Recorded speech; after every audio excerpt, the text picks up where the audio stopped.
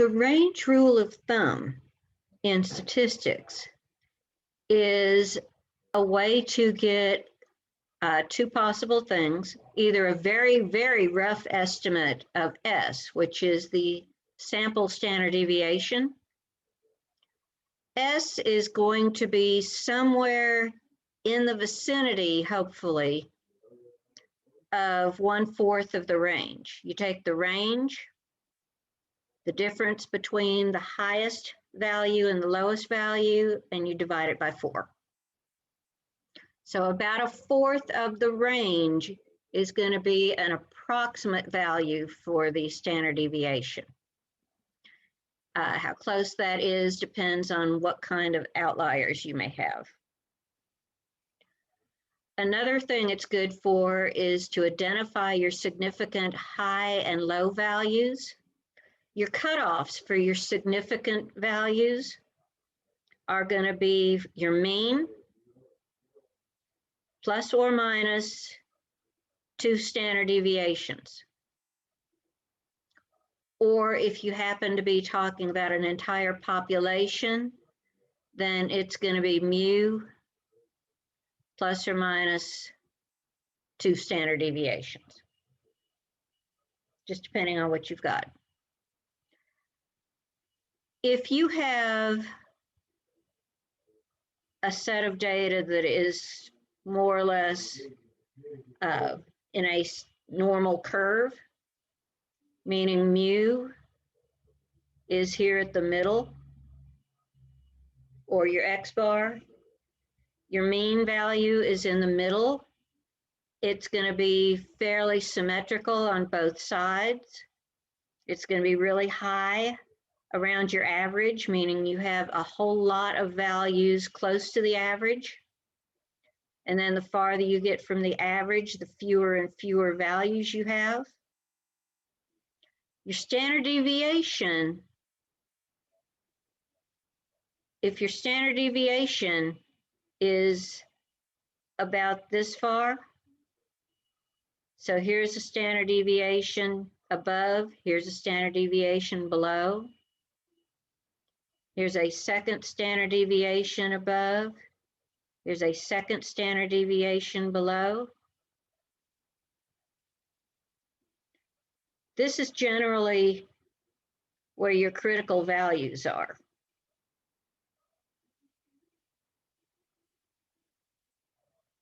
This is your critical value on the low end.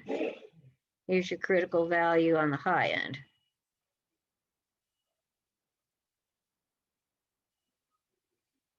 And I'm not going to abbreviate that as CV because then we'd mix it up with the coefficient of variation. So if you know your standard deviation, let's say your range, your values in your range run from, I don't know, 5 up to 17. So your range is going to be 17 minus 5 or 12. An approximate value you can use for your standard deviation is going to be 1/4 of 12, so 3.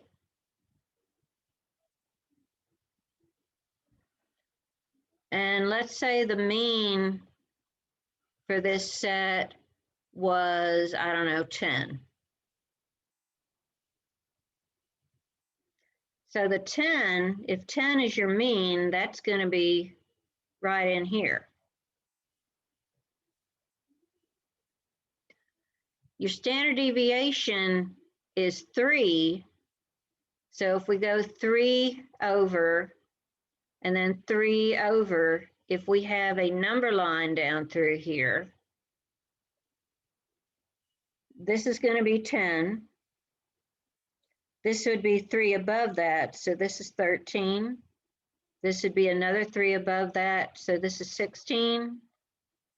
Here's 3 standard deviations, that would be 19. If we can't count down by standard deviations, 1 standard deviation below our mean would be 10 minus 3 is 7. Another standard deviation below the mean would be 4. And a third standard deviation below the mean would be at 1.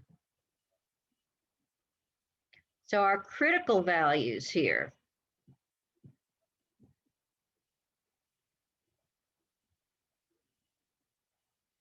The low critical value, 2 standard deviations below it,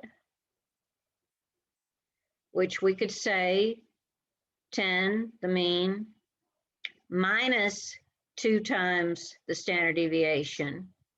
So 10 minus 2 times 3 would be 10 minus 6 is 4.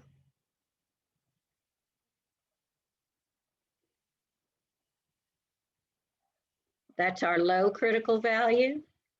Our high critical value would be 10 plus 2 standard deviations, which is 10 plus 6, which is 16.